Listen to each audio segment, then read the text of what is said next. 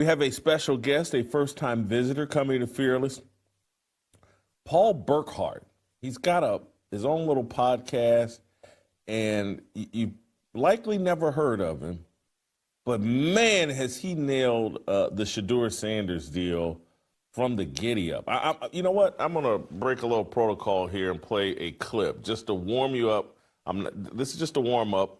Before I'm going to get into the conversation, but I'm going to warm you up for Paul. Let's play SOT number 8. This is Paul before the NFL draft, when everybody was saying Shedeur Sanders was, maybe the number 1 pick in the draft and certainly a first-round pick. And he definitely, I'd bet my house he's a second-round pick. This is some guy named Paul Burkhart who we're going to get to the bottom of, like, who he is. Is he some sort of scout? Is he some sort of coach or whatever? But here he is telling everyone Shedeur's going to be a 5th-round pick. Play the clip. One more thing. I can't help but get this off my chest, and I've been doing this a lot on X. This is the opposite of Jaden Danielson. Shedeur Sanders is being touted as the number 1 draft pick for the Cleveland Browns and whoever else wants to take him. That would be the biggest mistake. That would be a bigger mistake than taking Caleb Williams. Shedeur Sanders should not be drafted in the NFL any earlier than, say, the 5th round. And if I'm Shedeur Sanders, I legitimately consider changing positions. Seems like a good kid, but I think he's a product of his father versus being anything remotely close to a starting caliber NFL quarterback product. I don't think that's that. I think this would be on the level of a Tim Couch debacle, and God knows the other 3 dozen quarterbacks or 4 dozen, 5 dozen quarterbacks that they've had in the last 20 years. It would be an epic, epic, epic mistake to take him number 1. Who is Paul Burkhart, and how did he nail the Shedeur Sanders deal? We'll get to the bottom of that. We'll talk about the latest. What's going on, everybody? Welcome. It is Monday, which means it's Monday Night Football, and it's not just any Monday Night football. It is the Detroit Lions versus the Tampa Bay Buccaneers, and not to be left out, the Seattle Seahawks versus the Houston Texans at 10 p.m. after the Lions. And Seattle fans, if there are anybody here or when you watch this on record, you guys got a full, you're occupied tonight. A game to get to the World Series, plus Seattle Seahawks 4-2 playing well on Monday Night Football against the Houston Texans. All right, so I was on a group chat earlier. I'm not sure if you're on with us here. Some of the folks that live nearby in Florida, they were chanting "Go Bucs." I was chanting "Go Lions." I live in Florida now. For those who don't know, I am about 53, almost and a half, and just moved permanently to Florida in February of this year. I am Lions through and through, forever and for always. You see Steve Yzerman on the back there. You see Dan Campbell. You see Tommy Hearns, the Motor City Cobra and the Hitman, famous from the Kronk Gym in Detroit. So I am Lions through and through. I like the Buccaneers. I don't like the Dolphins. And the Jaguars will make you go crazy if you pay attention for too long. So 3 teams in Florida.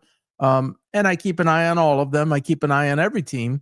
But the Lions are first and foremost. That'll be the main focus of tonight's show. It's just a little bit after 5:45 now. I'll be with you till 6:45, so 1 hour. My co-host, Luke, is in Detroit. He is tailgating right now at Ford Field. He will be entering the stadium at 6:45, and we're trying to get Luke on at 6:30 live with us to kind of give us the vibe and the feel of downtown Detroit as he approaches the stadium. And maybe the group that he's with will kind of give a shout out and give their thoughts on the game tonight. And maybe even, pan the camera and see if we can get some other thoughts of some crazy Lions fans. This is a mass. I said this last week. It was Sunday Night Football against the Chiefs. Now we're back-to-back primetime games, with this week being Monday Night Football. This is bigger than last week. Last week you could afford to lose. This week, while your season's not over, if you lose, you cannot afford to lose. It's Monday Night Football. It's in the downtown city of Detroit. For those who have never been to Michigan or to Detroit, and what it means for the Lions to be successful, it's unlike anything else. It's not hockey town. It's a football town. And the thirst for the Lions to continue to do well and to get to a Super Bowl is a pulse and a heartbeat like never before. And tonight goes a long way towards that. The difference between 4-3, should you lose, and 5-2 going into a bye next week, and then Minnesota on the other side of the bye is massive. Tampa Bay 5-1. They can afford to lose this game and go to 5-2. Before I get into the Sunday recap, it's just actually we'll go into the Sunday recap before I get into the Lions talk and injuries and deja vu of all of that. I'll get to that in a minute. So Bengals fans, and there might be some on here that are Bengals fans. Bengals and Steelers, that was Thursday night. I mean, I'm feeling younger these days, right? 41 years old and a 40-year-old quarterback dueling on Thursday Night Football on national television. Joe Flacco, 10 days basically, was in Cincinnati. And they both of them lit it up. And I was on Jason Whitlock's show to discuss. I had a ton of fun with that. Keep an eye out on that and follow my guy, Jason Whitlock. Hopefully I'll be on the show again soon. The Fearless Podcast with Jason Whitlock. You can subscribe on YouTube, through Apple, and I think anywhere you get your podcast. I personally go through YouTube. That's a great way to do it. Subscribe to his channel and follow Jason, a historic figure in sports writing, and now has a very successful podcast. And I am proud and honored to be a part of that. And if you were here for the intro, that was Jason introducing me on his first show. I think I've been on 4 times. Supposed to be 5, but we had some technical difficulties. That was his intro of me on the first show.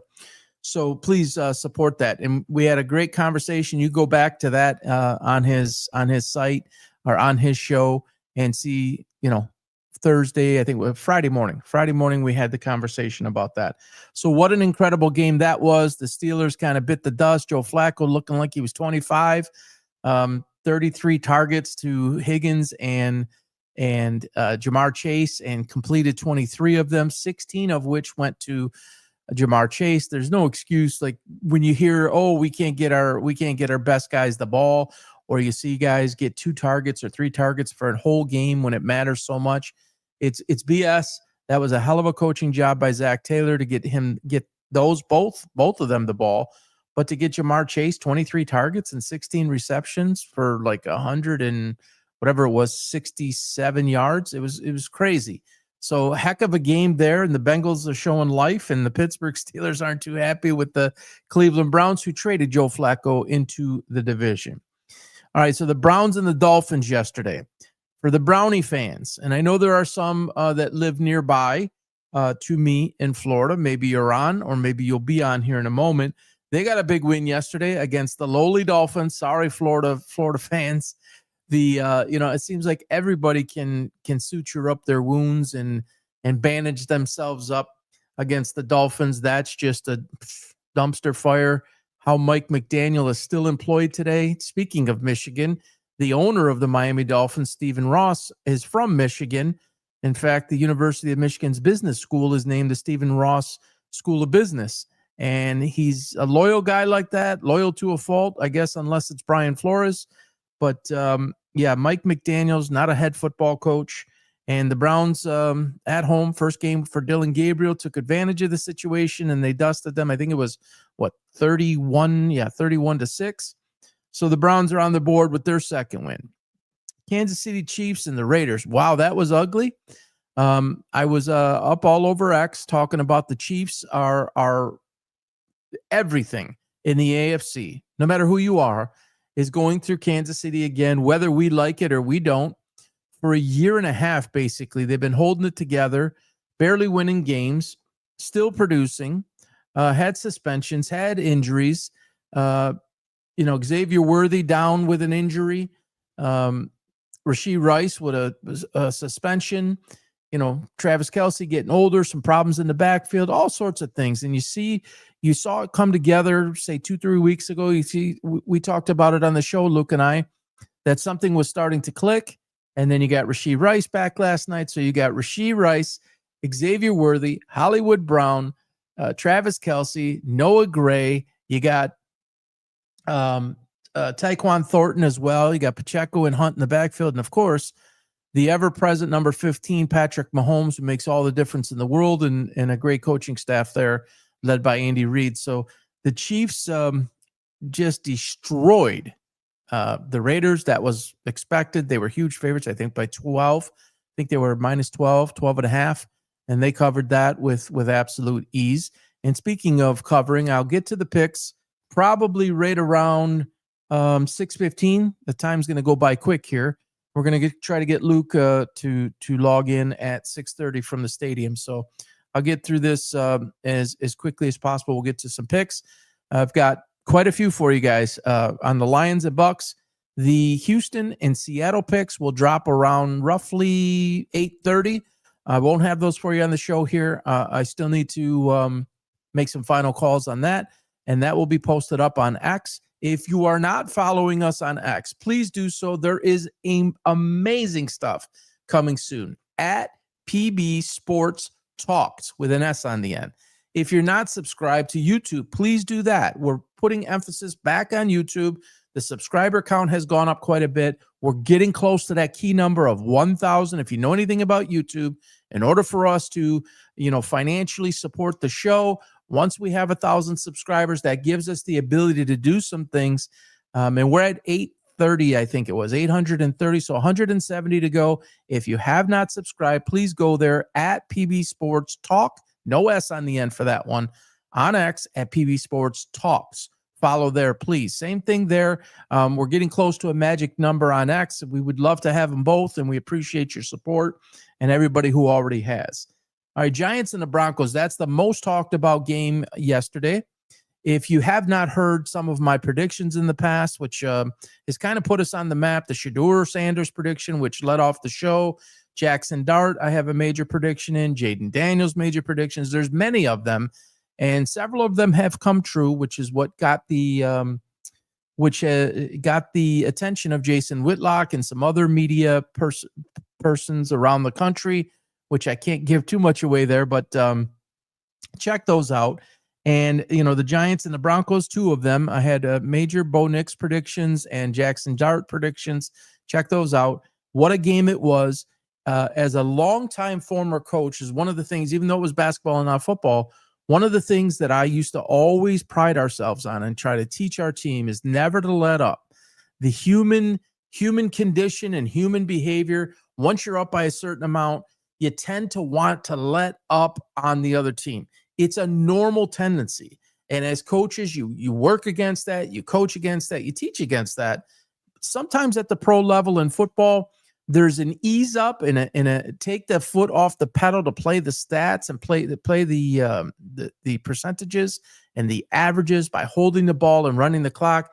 And sometimes crazy things happens, gives the other team, a chance. And the Broncos scored 33 points in the fourth quarter yesterday, thereabouts. Absolutely crazy. The Giants had it, let it slip away.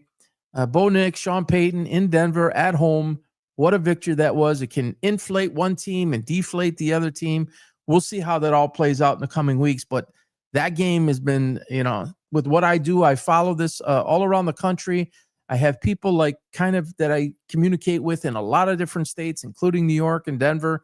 And people are on fire, happy in Denver, not so happy in New York, calling for Brian Daboll's head coaching head, we'll say. And the Broncos are pretty darn happy. 49ers and Falcons last night. If you follow the 49ers and you follow Robert Saleh, who's actually from Michigan, from Dearborn, Michigan, and he's back with the 49ers as their defensive coordinator, man, he makes all the difference in the world. Atlanta could really do some things, and they held them 20-10 last night, well under what was expected. And the 49ers sit at 5-2 with a ton of injuries. So an impressive win for them. Falcons, again, struggled all night, and we'll see how they rebound. But impressive win by the 49ers. Jaguars and Rams in London. And so many of these 9:30 a.m. Eastern games in London just end up being duds. And there's a whole bunch of reasons for that. I mean, yesterday was obviously rain, different body clock. It's 9:30 Eastern time. Your body is just out of whack. And talking about the Jaguars again, man, you guys just got, whoo. I mean, the Rams are a terrific team, but the Jags are kind of Jekyll and Hyde. And 1 week, they're lighting it up and they're showing progress and they're looking like a franchise on the uptick. And then you see something yesterday and just a team that's just not prepared to play. And Sean McVay had a great game plan, and he attacked them through the air with immediacy and just knocked them out early. And then when you get down to that type and you're not built that way to come back, tough to do. So that game was kind of a dud. And the last one here is the Patriots and the Titans. Drake May continues to impress. The Titans continue to regress. Mike Vrabel, formerly of the Titans, now of the Patriots, obviously played for the Patriots, coached for Tennessee, now the head coach of the Patriots. He's got them at 5-2 and playing unbelievably well. He's turned it around. Josh McDaniels back as the O coordinator, and together they're doing some things, and they are a force to be reckoned with. For the Cleveland fans out there, next week, Cleveland travels to, I should say this week, but this upcoming Sunday, Cleveland travels to the Patriots, and the Patriots better be careful because this is a letdown game if you've ever seen one, and the Browns coming off a win, and sometimes teams are just due for losses. I'm not saying Cleveland's going to win, but it would not shock me if they do. So another fun Sunday. I'd be curious, and drop your comments here. A lot of people don't like so many primetime games. So you have a Thursday night game, you have a Sunday night game, and now 2 Monday night games tonight. And that's a lesser amount of quality games, supposed to be quality games. The Thursday night game is not always that way. I wonder, do you guys prefer it this way with the double up on Sunday night? On top, or on Monday night, on top of the Sunday night and on top of the Thursday night? Or would you prefer one on Monday, one on Sunday, one on Thursday, and the rest on Sunday? It's essentially just one game lost, but it is kind of cool, especially if you could do it at 7 and 10 instead of 7:30 and 8:15 where they overlap. Kind of cool how it's set up tonight. And the Lions and the Bucs are certainly the highlight. So without further ado, let's get to the Lions and Bucs. The 4-2 Bucs against the 5-1, the 5-1 Bucs against the 4-2 Lions. That's the Renaissance Center in downtown. That's right on the riverfront where the water separates Canada and the city of Detroit. Obviously, it's an NFC clash. They're jockeying for position. Monday Night Football in Detroit doesn't happen too often. Obviously, it has happened before, and it is rabid. It is crazy loud. It should be a raucous environment tonight. And I got to tell you, the Lions need every single one of those people screaming at the top of their lungs, because once again, the Lions' entire secondary is wiped out. Terrion Arnold is out. DJ Reed is on the injured list. Brian Branch, because of the dumb shit he did last week to Juju Schuster, even though he got chucked from behind, he's suspended tonight. Kirby Joseph's out. Avonte Maddox is out. And you get a couple of decent guys in there, but Tampa Bay is going to light up the scoreboard tonight, in my opinion. And they have the offense to do it. Emeka Egbuka, I always screw up his name. Mike Evans and him are both playing. What's going on, 1224? Appreciate you, as always, for joining. Those guys are both playing tonight. Bucky Irving is out for them. And they have a couple of other guys out. But, Emeka back and Mike Evans back. Cade Otton at the tight end position. Rashad White is a nice guy to go to without Bucky Irving in there. Like I said, K-Dot will get his, and Baker Mayfield's playing like a MVP. No question about it. He's playing like an MVP. The Lions defense is susceptible. They will look to attack, and they will look to attack quickly. One of the bright spots for the Lions tonight is Aleem McNeil, who's one of the best interior defensive linemen, returns tonight. He tore his ACL December 15th of 2024 against Buffalo Bills. And some Bills Mafia fans, if you're on here, give a shout. Some of those live nearby me as well. He tore his ACL, and 10 months later, basically to the day, he returns tonight on Monday Night Football. I know he's jacked up about it. All the reports are that he is. We'll see what type of snap count he is on. You can't expect game condition after missing that much time. Doesn't matter how much you try to simulate on a treadmill or in a swimming pool or practice field or whatever. The speed of the game with that type of energy and that type of mental drain, the emotion that can drain you. We'll see how it works out tonight, but good to have him back. If nothing else, it's a huge lift for the team. Happy for him. 10 months, man. Torn ACL. Imagine 20, 25, 30 years ago what that was like. You were a year and a half, 2, and maybe never play again.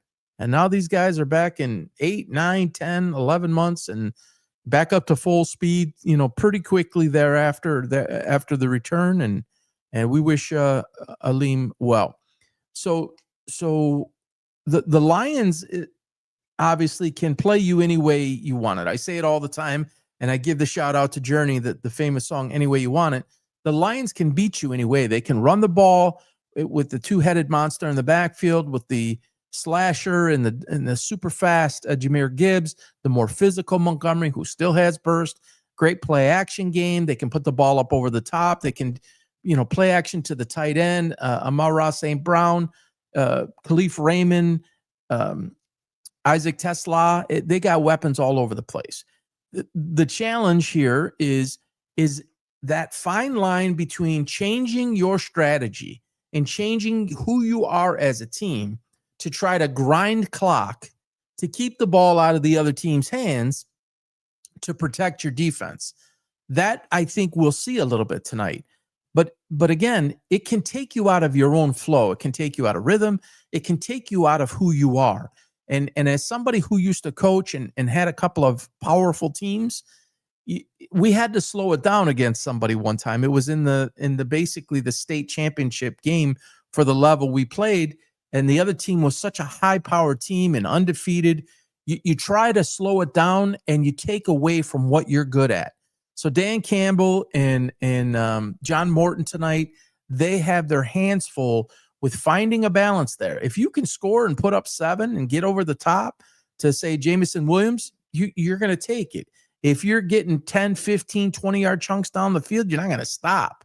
But I would expect Derek Montgomery to play a very large role in this game versus some of the more recent weeks. I think, and in fact, Dan Campbell's been quoted as saying he wants to get it more into not an equal share, but closer to an equal share to take some of the load off of Gibbs. It's a long season. It's obviously 17 games these days instead of 16. That all makes a difference. And body can only take so much. And Gibbs touches the ball basically 22 or so times a week. And, Montgomery is so good and still has burst that you got to mix it up. You have to mix it up a little bit. And I think we will see Montgomery tonight. And when I get to the picks here in a little bit, it'll reflect that. So I would expect the Lions to be able to, Tampa Bay is not very good defensively.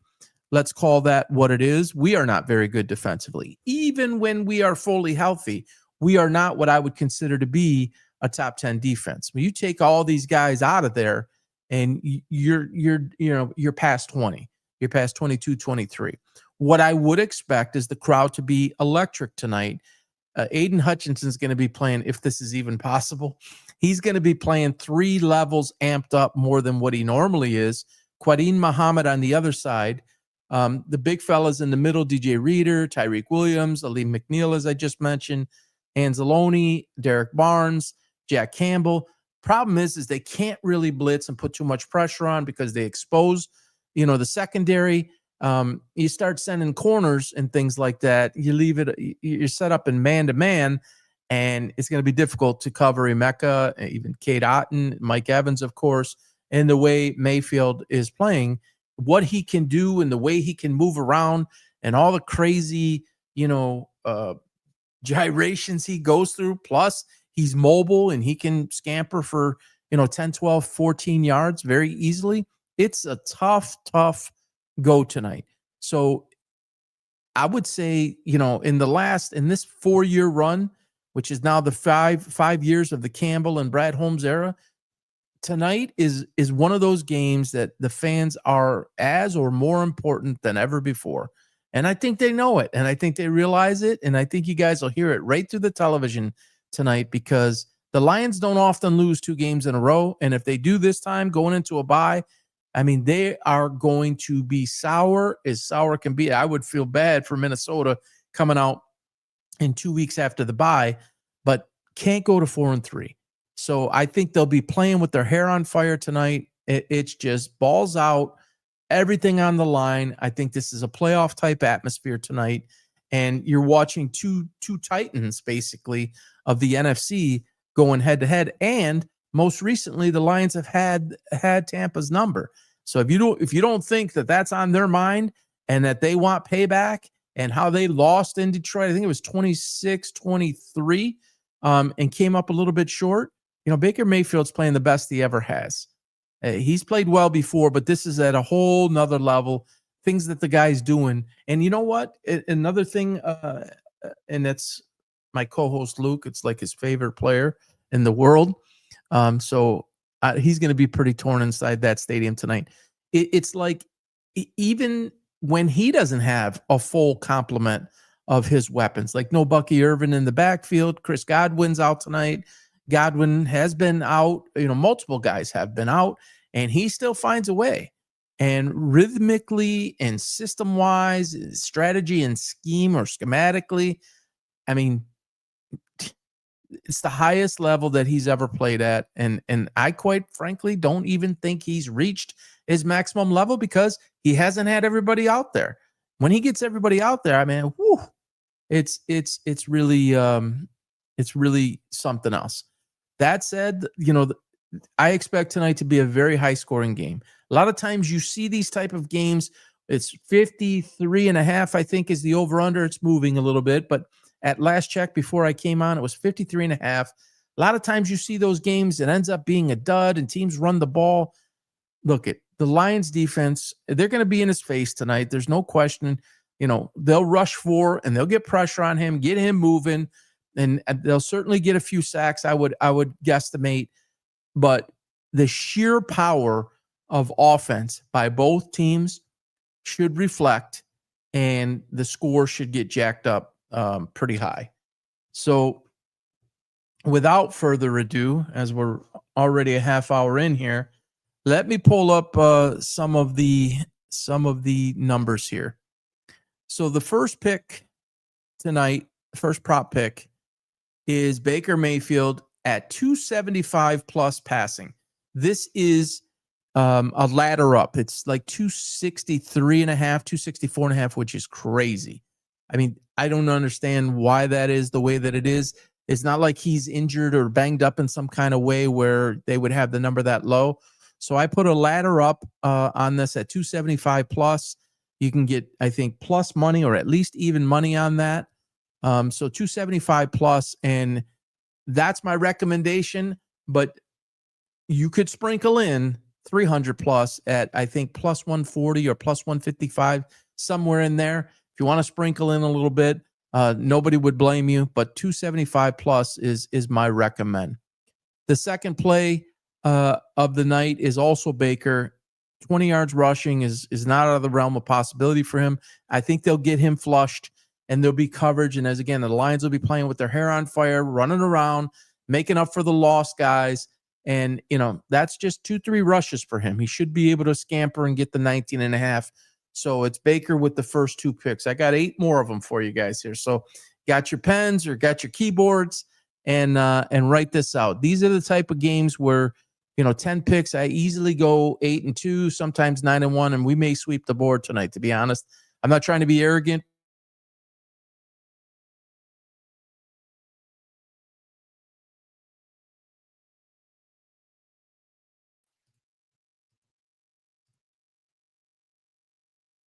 All right, lost you there for a second. I think I'm back. Somebody give me a shout there on the right side of the screen. Can you fully hear me? Should be all good to go, but lost sound there for a moment. Probably because I have all these up. Thank you. 12-24. Cade Otton over 36.5 yards. Yes, with Mike Evans in. Yes, with Emeka in. That might scare you a little bit. But, Cade Otton's he's a go-to guy for Baker Mayfield. Of these picks that I'm giving you, this is the weakest one. Cade Otton is the weakest one. But if you're trying to do like a 7-8 game, or 7-8 player parlay, I would strongly consider it. But of all the plays, that is the weakest one. Number 4, Rachaad White, over 25 yards receiving. Again, no Bucky Irving. You're going to have to throw the ball. I anticipate both quarterbacks having over 35 attempts. And when the pressure comes and you got to dump it off, Rachaad White is a great guy for that. So 25 yards receiving, he should, I think his over-under is 3.5 on the prop for total receptions. And, he's generally over 20 every single week or most weeks. So that one is in there. Number 5, back to the Lions, Sam Laporta. He's been on lock the last 2-3 weeks. He's definitely become more involved in the game or game plan, much like his rookie season. So 4.5 receptions, getting 5. I don't think that is out of the realm of possibility. I think it's a very strong likelihood that happens. Next up, and here we go with the Derek Montgomery that I was mentioning, 43.5 rushing yards is super low. This, in my opinion, should be more around 50 to 52 range. And again, I think that you'll see the Lions, especially if they get a lead, you'll see them, I think, run the ball a little bit more, and I think you'll see Montgomery run it. Plus, Dan Campbell gave a great tell by saying he was going to work in Montgomery more closer to an equal timeshare with Jahmyr Gibbs. So Derek Montgomery over 43.5. This next one is also Derek Montgomery. This is crazy. And he blows past this basically every single week. And Vegas, they don't adjust the number. It's crazy. He's good generally for 2 to 3 receptions a game. And in particular, a game like this that's going up and down the field where there's so much on the line and there's so much at stake. This is a quick drop down, a drop off, a dump down, 1 or 2 dump downs, and he's got 9 yards. So this is actually one of the top plays of the game. I don't know exactly why I have it at this level. These are not necessarily in any particular order. I told you Cade Otton is one of the weakest of this list. Derek Montgomery at over 8.5 on receiving is one of the strongest on this list. So do keep that in mind. All right, let's see here.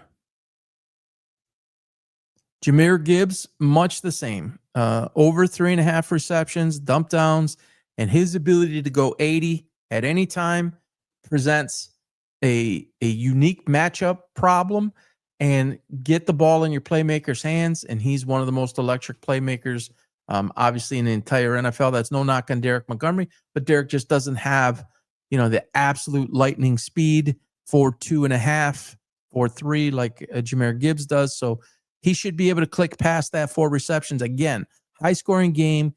I believe Goff throws quite a bit past 35 attempts, and it's not out of the realm at all to see him get 4 or 5 targets and knock down 3.5 catches. Amon-Ra St. Brown, I got him up on a ladder play, up over 100 yards. Again, same thing. They have to throw the ball. He is just money. He's one of the greatest route tree runners in the NFL, maybe in history. Him and Goff are just locked in. There's a trust level there. It doesn't matter where he is on the field. they almost never miscommunicate. It's literally like poetry on the offensive side with watching those two. They are incredible, seamless in everything that they do. So that's a ladder up play. I think he's around. You know what? Let me just look here for you guys just to be sure. I think it's 83 or so, but let me just take a peek here.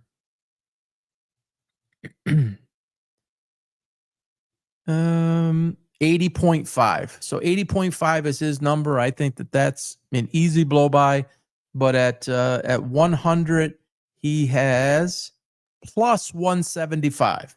So for every 100, that's 175 back to you. So, 80.5 is minus 115 and over 100 is plus 175. So that's a strong play. It's not going to show up on any graphic here, but the last play on here, which is also one of the strongest, is over 53.5. Let's see if it changed here. Oh boy, 54.5. So it's moving. I don't think it's going to go past that. So I would wait right up until game time, see if it drops back to 54 or 53.5. My prediction for this game is inside the spread. Is the Lions 35 and Tampa Bay 31. Obviously, that's 66 points. That's plenty enough, whether it's 53 or 54. But just to be smart, I don't think it's going past 54.5, although that would indicate that money's coming in late on the over, and they have to, jump the number. I see the point spread went up as well.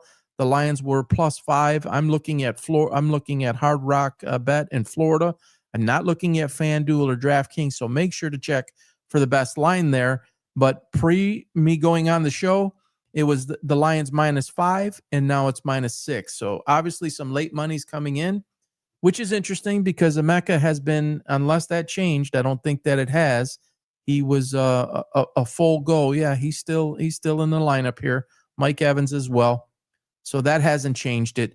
That's just money flowing in on the Lions late to jump that number up, and money on the over flowing in to move it from 53.5 to 54.5. So I think it sails by 53 or 54, but wait until end of or last minute up to the 7 o'clock window if you haven't already done that. Well, it's 6:22 now, and I think Luke is scheduled to be in at 6:30. How about some questions? Anybody out there have some questions about the game itself, or any feedback, comments about what we saw over the weekend? Maybe who your favorite team is, or what I think on some of those games that I talked about. Bengals, Steelers, Browns, Dolphins, Raiders, Chiefs, Giants, Broncos, 49ers, Falcons, Jags, Rams, or Lions and Tampa tonight, or even Seattle and Houston. Again, I'll have the picks about 8:30 on roughly 8:30. I'll put them up on X. Again, at PB Sports Talks. Let's see. That's Luke texting me. How about those Brownies? Yeah, they got the win. That's for sure. Let me just see what Luke is saying here. He's saying not 6:30. He's texting. We'll wait and see. Yeah, the Browns got that win, and because I watch this stuff so closely all day long, social media, lots of people. He says actually 6:30 could work. All right, so Luke should be joining us in about 6-7 minutes. He should pop up on screen, and we'll ask him a couple questions, see if we can get the vibe in downtown Detroit some 30 minutes before game time. Weird start time, right? 7 o'clock on a Monday. That's different. But yeah, the Browns, and it's crazy to watch. The ESPN Cleveland and some of the talk shows and some of the podcasts and some of the regular Cleveland people, and the word is, supposedly sources say Shedeur Sanders is going to play 4 games at the end of the year. And this is what's being talked about after you win your first game. It's like Deshaun Watson's coming back soon here. He had an ESPN commercial come out and show his progress coming back from the Achilles.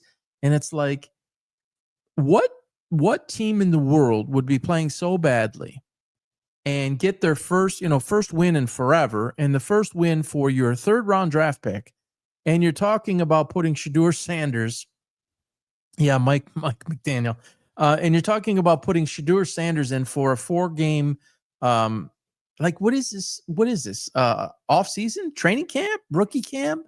Like this is not. You're 2-5. No one's saying you're making the playoffs.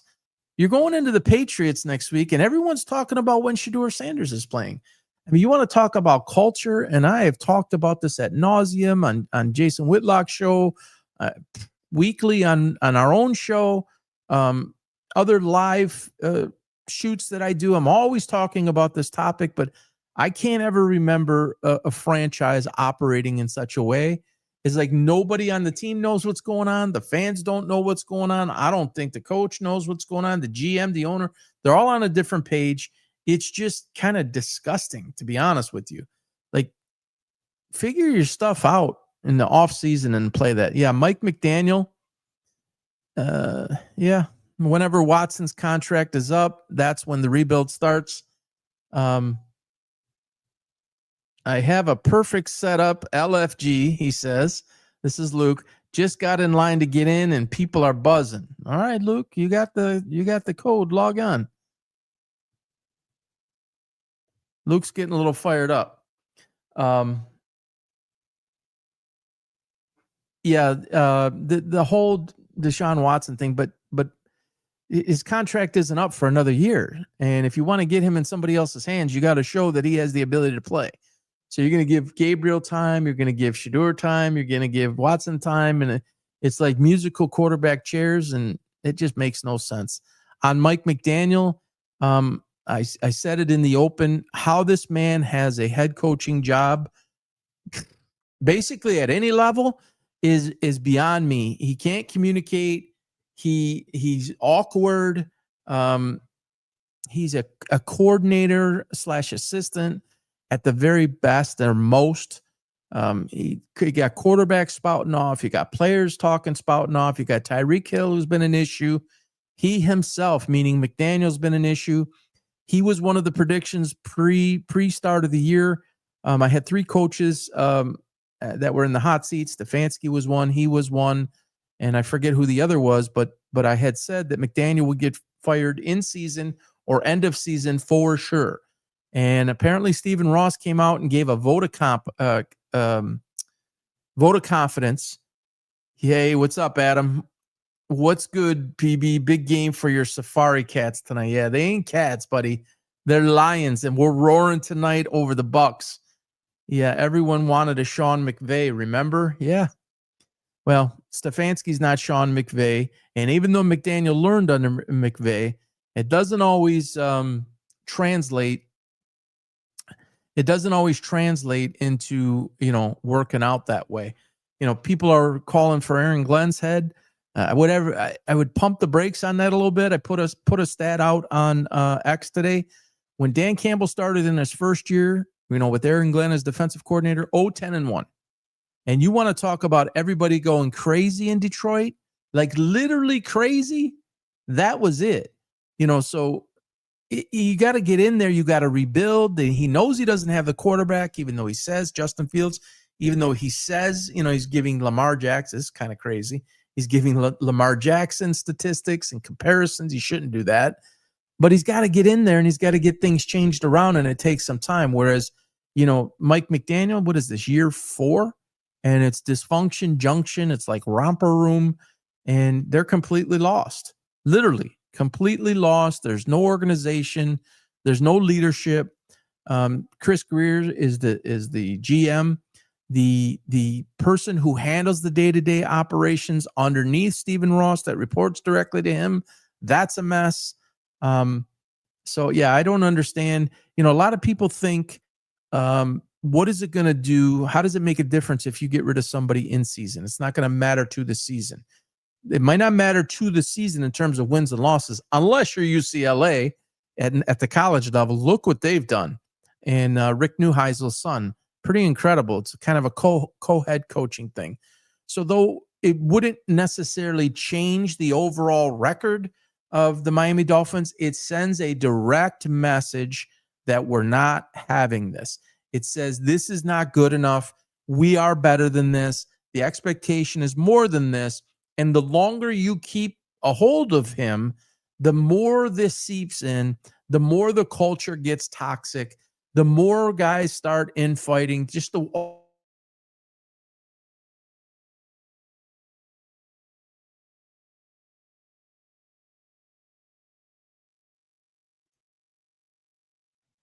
man, back again.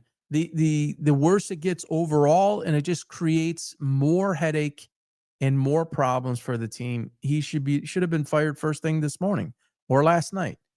Giants fired the defensive coordinator, right? What are you waiting for? I don't get it. Just move on. All right, Luke, where you at, buddy? Let's see, Luke. Come on, man. Technology is a beautiful thing, right? But he might be having a signal issue. We'll see here. He says he's in. I don't see him. Why don't I see you, Luke? Where you at? This is great on a live podcast. I'm gonna remove a couple of these here. Make sure he's not getting blocked from that.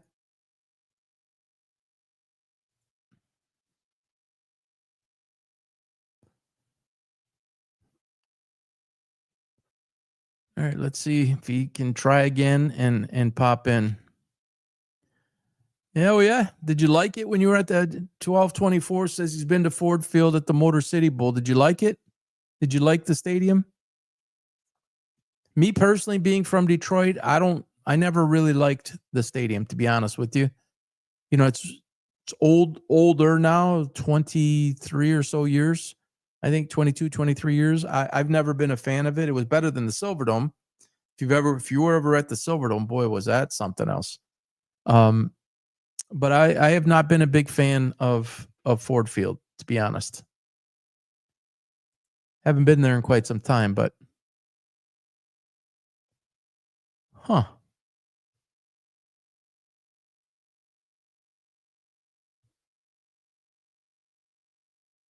Come on, Luke.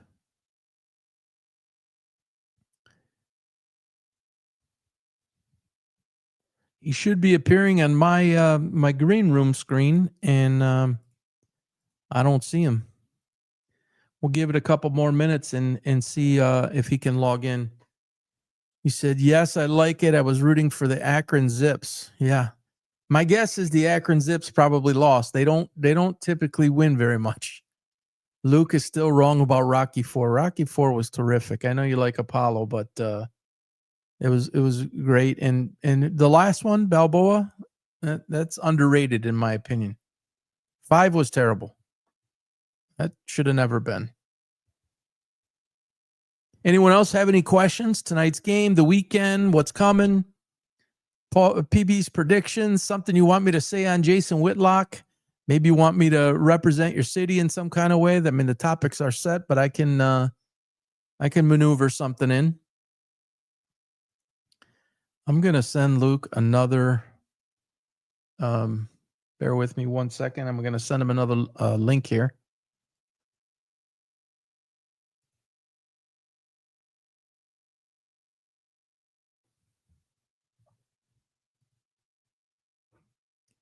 See if that works out.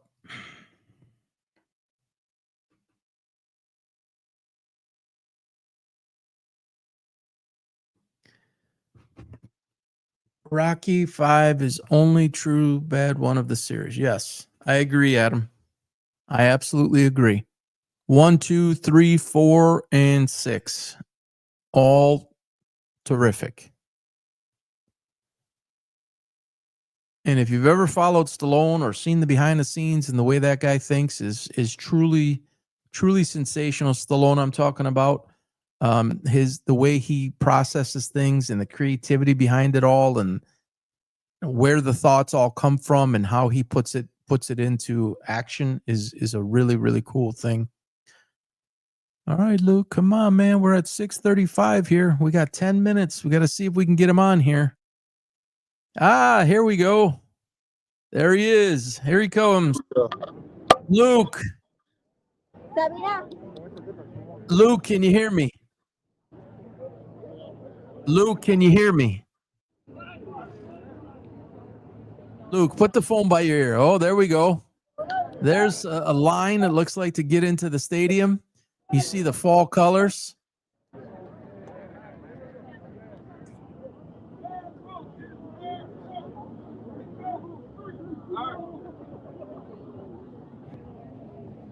You call those safari cats. You.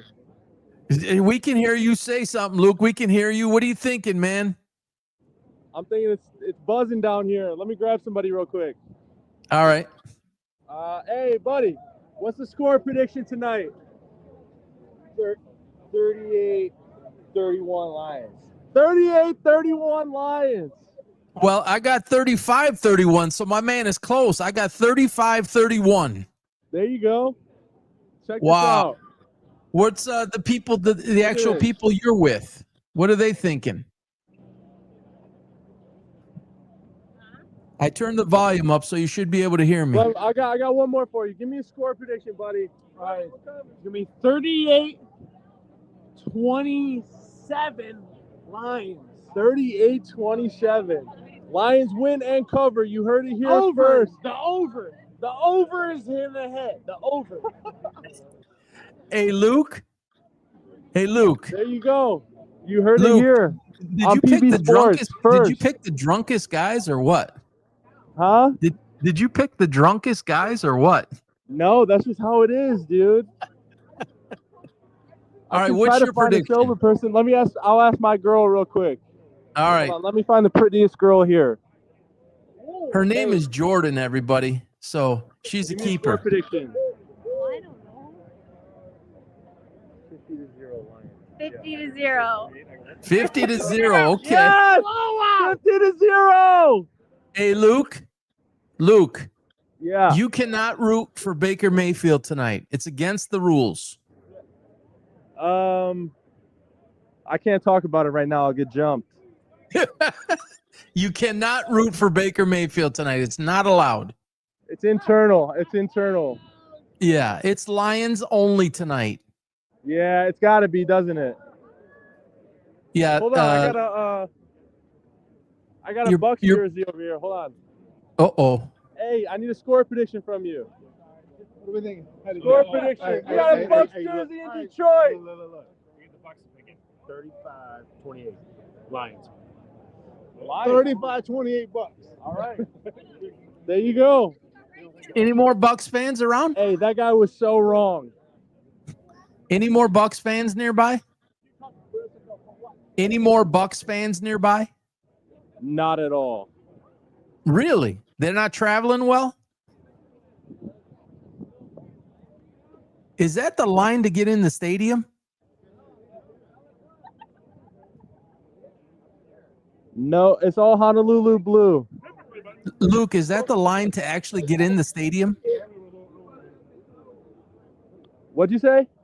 Is that the line to actually get in the stadium? Pushed in 9/11. Yeah, it is. Wow. Well, you better get a move on. It starts in 22 minutes, man. Believe it or not, I'm in line right now. I know. You better like jump that line or you're not going to see the beginning of the go game. Smooth a little bit. All right, man. Have Get fun. in there. Get a All right, winner. one pride, baby. Yes, sir. See you, Luke. All right. All right, so that's Luke live right outside the stadium, downtown Detroit, Ford Field. I'm going to just close with this again. 5 seasons ago, this is the 5th season. So 4 full seasons ago, this is the 5th season.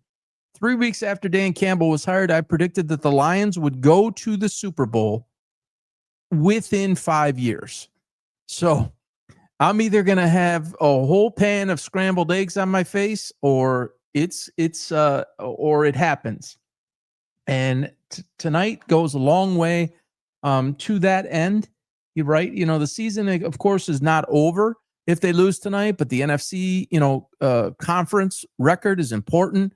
They may end up playing Tampa Bay in the playoffs. Obviously, head-to-head matters. So again, 5-2. Not only does it sound a whole hell of a lot better than 4-3, it is better. And that would put both teams at 5-2 with the Lions going into the bye with Minnesota next week. So the Lions got to bring this home. And again, it's Dan Campbell's mentality. Like, everybody hears things around the country, and there's several of you on now, and there will be a lot more that see this on the replay.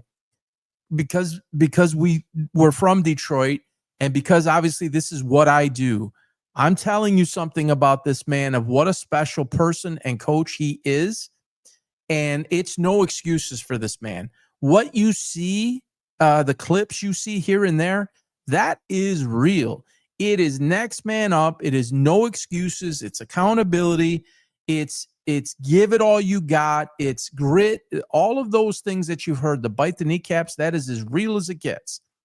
And so if there was ever a team, and they did it all last year, 21, 22 guys on injured reserve, it broke all kinds of records.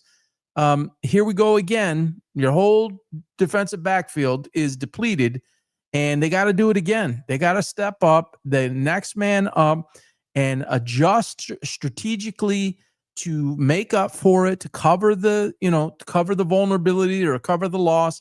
I hate the fact that we can't put more pressure on. I mean, you got to get it from the front four. You can't be sending blitzes. Luke says that was awesome, right? Yes, sir, it was. He just texted me. You can't get, extra pressure too much. So you're going to have to disguise and give different looks, that kind of way. And you got to get pressure from your front four. So I would expect to here, by the way, you got Hutchinson on the one side. He's the guy everybody knows. He's the guy everybody talks about. But watch 61 Quadeen Muhammad tonight. My man is going to be playing extra juiced up. He's got to get pressure from the other side and collapse, force Baker up and let him go into Reader's hands, McNeil's hands, Tyreek Williams' hands, and keep him in the pocket, right? Don't let him escape and make plays. We don't have the back end coverage to do that. And we don't have like all world speedy, second level linebacking core either. So this game is going to be a fun one to watch, no matter which side you're on, no matter where you're located. Got Ohio people here, Florida people here, obviously from Detroit, but I live in Florida now. Hell of a game. Again, my prediction, Lions 35-31. I gave you guys the picks. And for those who maybe just joined in late, let me see if I can pull that up, the final one back up here. And that one's not the right one. 1 second. I'll get the last one up here, and we'll go over the picks one last time before I sign out. This should be all of them. Oops. This should be all of them up on the screen. So Baker Mayfield, 275 plus. That is a ladder up play. I think he's 263, 264 is his regular. Baker Mayfield over 19.5 yards rushing. Cade Otton is the lowest rated play of all of these here, over 36.5 yards receiving. Rashad White, that's a ladder up play as well, over 25 plus yards receiving. Sam Laporta, over 4.5 receptions. Derek Montgomery, over 43.5 yards rushing. Mayfield in the passing is the number one play. The number two play is Derek Montgomery, over 8.5 yards receiving. Jahmyr Gibbs, over 3.5 receptions, so 4 or more. Amar-Ra St. Brown at 100 plus. That is a ladder up play. That's plus 175 on that. And then total points over 53.5. Luke agrees. I agree. Those people that he had jump in, Lions fans and Bucs fans, seems to be unanimous in the 60s or high 50s. Again, I got 35-31. That's 66 points. So we'll see what happens. Everybody enjoy. Again, please, if you have not followed us on X, please do so at PB Sports Talks with the S on the end. On YouTube, please subscribe to our channel. About 440 videos up there. A lot more coming at PB Sports Talk. No S on the end. If you'd like to contribute to the show financially, you can do so right at the top on X. There's a little money icon. You can click there and leave a tip of any amount.